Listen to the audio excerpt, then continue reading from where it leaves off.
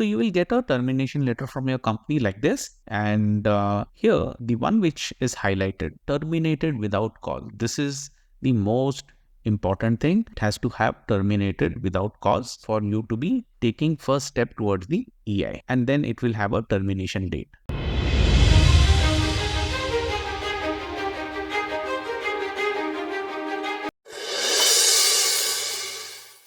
Okay, the company will also tell you that the record of employment will be sent directly to Service Canada within the specified days. Okay, so check your document if these two things are mentioned.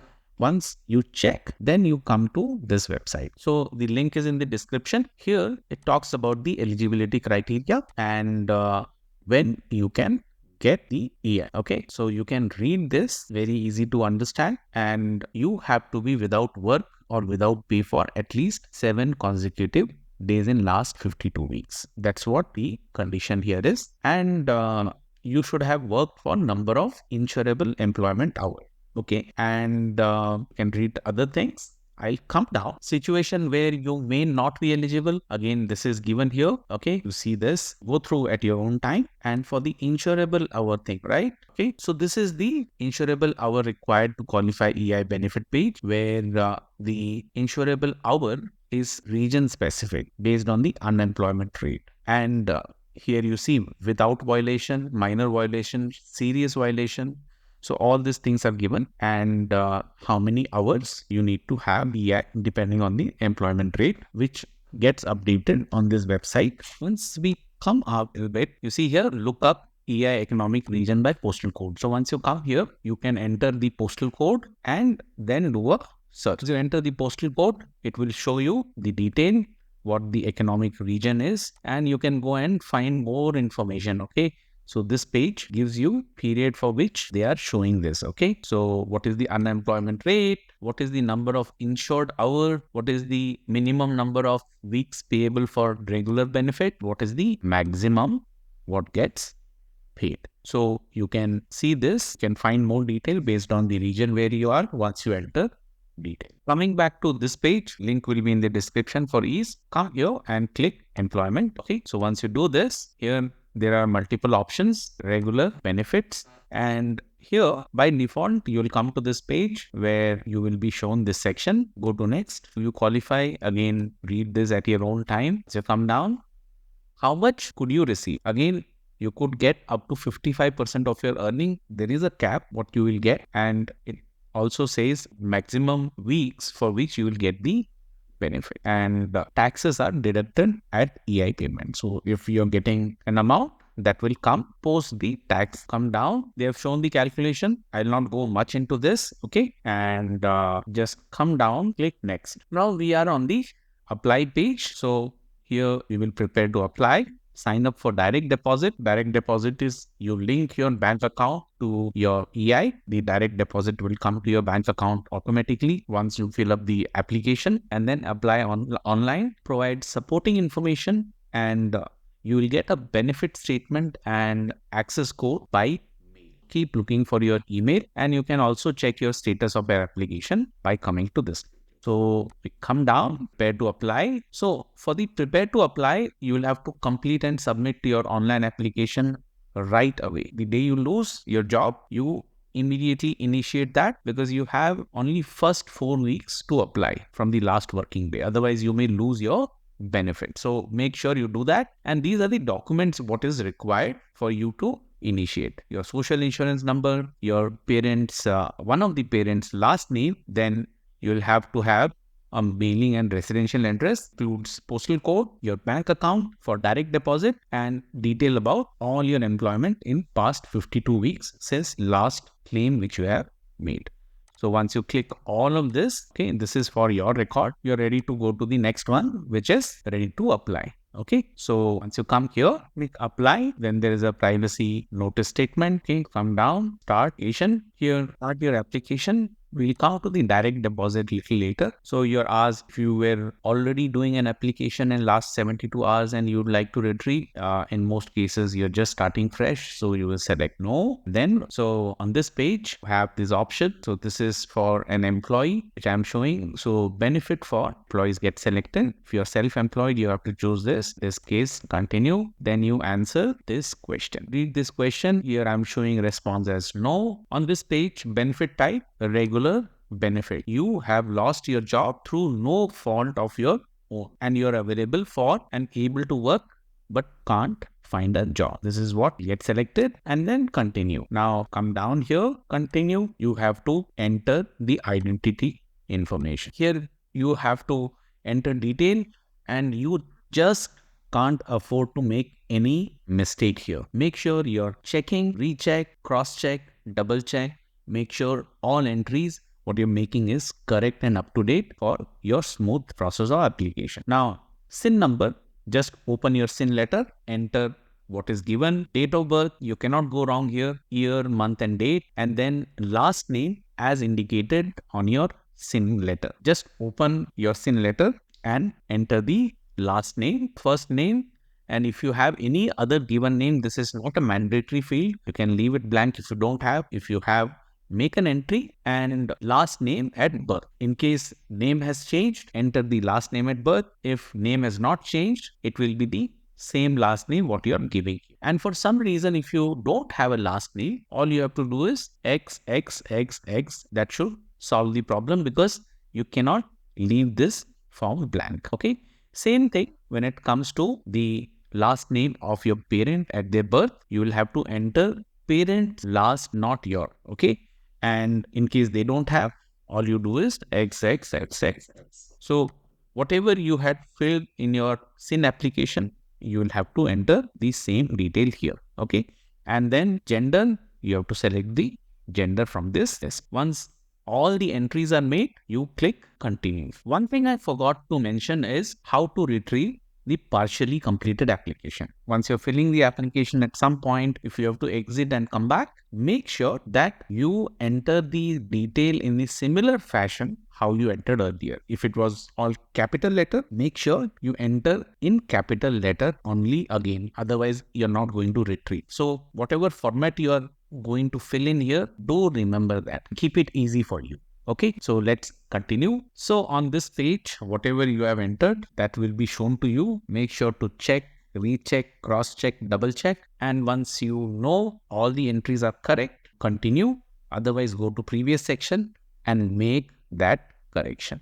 Here, you will get a temporary passcode. Make sure to keep that passcode saved somewhere in case you have filled your application partially. Start of the video, there was a section where it asked if you would like to retrieve the previously filled application. That's where you would require this detail, the temporary password, to be put there to retrieve whatever information has been already inputted. So make sure you keep this temporary password written somewhere, or you can just take a snapshot by going to the snipping tool and keep that as a record. So while this is done, you continue. Now, this is the personal information section. Here you choose the preferred service language, speaking and writing. And once you come down, you have to enter your address where all the communication would come. You have to give your telephone number, and in the type, you have to select whether it is cell or home.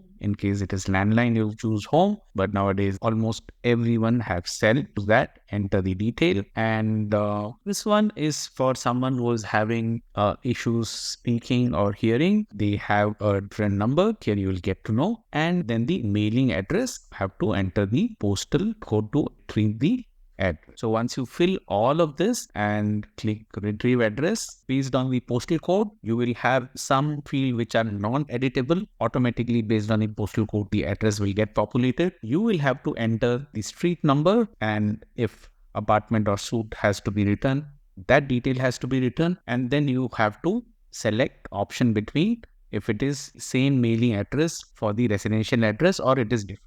If the residential address is different than your mailing address, then you choose yes, otherwise you choose no. So based on the selection you have made, you click continue. You come to this program and services section, and this is a voluntary section where you can choose your status if you want. Like I'm from India and I would consider myself as visible minority. So this is again a government website, and here it says visible minority population consists mainly of following groups: South Asian, Chinese, Black, Filipino, Latin American, Arab, Southeast Asian, West Asian, Korean, and Japanese. So I am a South Asian within this category. I will select visible minority, and then now we are here on the income tax information section, and you have these two options. I will access it online from MSCA, which is available date it shows, or send me a paper copy. Whatever your comfort is, you select that. Okay. And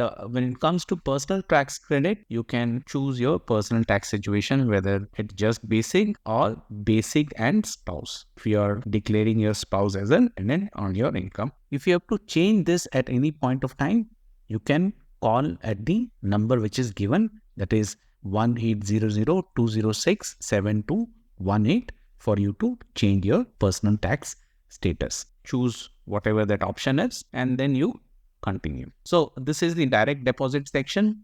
If you have already claimed EI over last 1 year, that is 52 weeks, you can select yes. If you select yes, the agency might already have this information with you. Okay, that's why they are asking this question. If you select yes, you are asked if you would like the same bank details to be selected or different. You can choose whatever it is.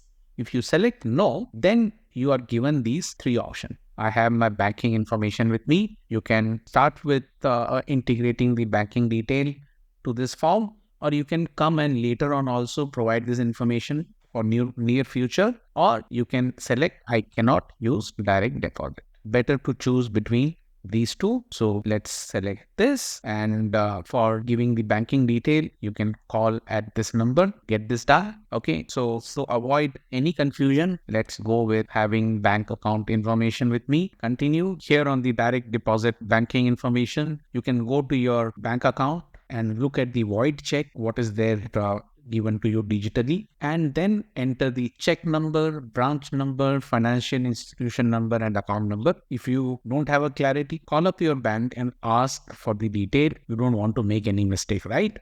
There's a very simple detail which you have to input. Here goes the branch and transit number, financial institute detail.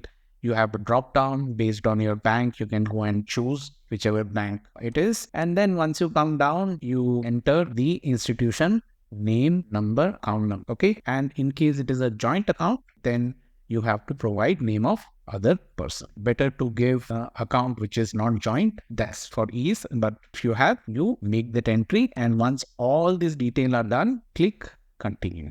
Now in this field, there's a mandatory section. You enter your highest completed education, okay, from this drop down. And if you're a member of any professional union or association. So select your answer accordingly, whatever is your case, and then continue. So this is where the employer information will be filled, and here particularly it is getting asked for last employer information. So in case you have multiple employer, then the last employer, recent employer, that detail you have to put. Once you click here, most recent employer is the employer you last worked before filing this, regardless if you work full-time, part-time, or casual. Okay, so you have to enter the detail to make sure detail matches. You can pull your pay stub or T4 statement, at least one of them will be there with you. Make sure you enter as it is shown the name in the pay stub or T4. You'll not go. And in case you're not able to provide, the application might have delays. So better to provide. Then the first day when you work, last day when you work, again, you would have got a joining offer, and last day working would be your termination letter. Enter those details, and here will you be returning to work with this employer? Whatever the option is, you have to choose that. If you know it is going to be no or unknown, make a choice or select no and then continue. So on this page, reason for separation, here you have employer's detail, your first day and last day with them, and question on why are you no longer working. You will have to read this carefully and choose the best answer in your case. If it is because of the shortage of work within the company, which includes COVID-19, layoff, end of contract, or season or office closure, then you select the choice accordingly. If you quit, you have to select accordingly. And then, there's a long list: maternity leave, sick leave, parental leave, compassionate care, family giver leave, employer went bankrupt, if employer has shut down the shop. And likewise, there are other reasons here. So you select which is the most appropriate one, and then you continue. Okay. Now, rate of pay section, this is a voluntary section, basically to gather data for labor market information. So you can enter or you can leave it blank. Okay, so it is up to you. If you want to fill details, if you have to fill detail, whether it is hourly or yearly, you make that detail entry, and you can skip this part. So once you go through this and continue, so this is the job title information section. Here you will enter your job title, make sure it matches with your offer letter, or any changes if it has happened, company had given you the letter, make sure it matches with that, and just enter the detail. You can also go and do a search by entering the detail, clicking and search job title. You will get this detail here. Okay, so you can go and pick the one which is closest to this. Okay, so you will have to select that, and once you select, you continue. So on this record of employment information section, your employer detail would already be there, and then you need to select between these four options. One is, I have a paper record of employment and will submit it or have submitted it to Service Canada, or my employer submitted the record of employment electronic. So if the employer has selected electronically, you choose this. I requested or will request record of employment from my employer to be submitted promptly. This is the other option. My employer did not issue a record of employment to me due to bankruptcy, going out of business, or moving, or record of employment is not issued because of my employment is not insurable. Example is, I'm self-employed or I control more than 40% voting share in the business. So you choose the option, whatever is applicable to you. And then in this section, you are confirming if you want to add record of employment or not. And this you can do even later on. In case you don't have immediately, you can also do later on using My Service Canada. Okay, so you choose your answer and then click continue. In this section, other employers, you are reporting if you have worked with any other employer, including full-time, part-time, or casual or ongoing employee. So choose your answer accordingly. If it is no, select no and then continue. This part is related to Quebec parental insurance plan. So choose your answer and click continue. So this is related to workers' compensation payment. You have to choose your answer if you have received or will you receive money through worker compensation after last working day with your last employer. The date will be mentioned. So check the date and then you select your option from, okay, and then continue. This section is related to the pension. If you are receiving or will you be receiving any pension within next 52 weeks, you choose your answer and then click continue. So this is related to business relationship information, family relationship with employer or shareholder. Are you related to the owner, co-owner, or shareholder of business for which you worked in last 52 weeks? You choose your answer, okay? And if it is yes, then you have to declare who that shareholder is and which corporation you have worked for, and owner or co-owner of business for which you worked in last 52. Okay, so once you fill that, you continue. On this workforce history, you have to respond to this question for last 2 years.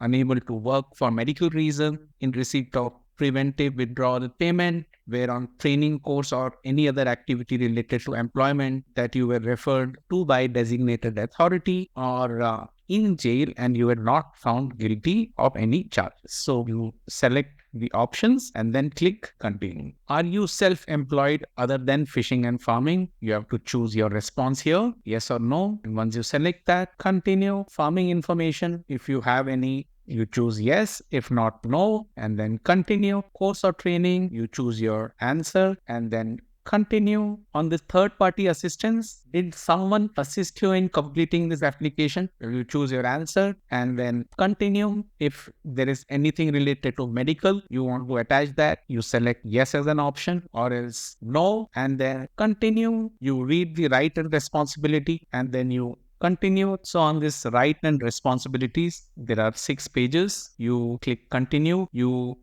So on this right and responsibility, there are page 1 to 6. Okay. So just read through this and continue. Then on the page 2, when you request EI benefit, then on page 2 again, go and read this. Very simple English. Continue. Page 3 again, read this entire part. Okay. And then continue. Page 4 again, take time to read and click continue. Page 5, this is about absence from Canada. You will have to report any absence from Canada. And for that time, what happens, that detail is given. And then you continue. On the page 6, again, read this entire thing and then choose between the best option here on page 6. Read this document carefully and then select your option and then continue. Here you click continue. This is the last section, attestation. What is important is if you click the submit button after you accept, this is all done. You can do any changes before you click submit. You can go to previous page and make all the edit what is required. But after this submission, you will not be able to make any. So once you have gone through, click submit and your online application is done.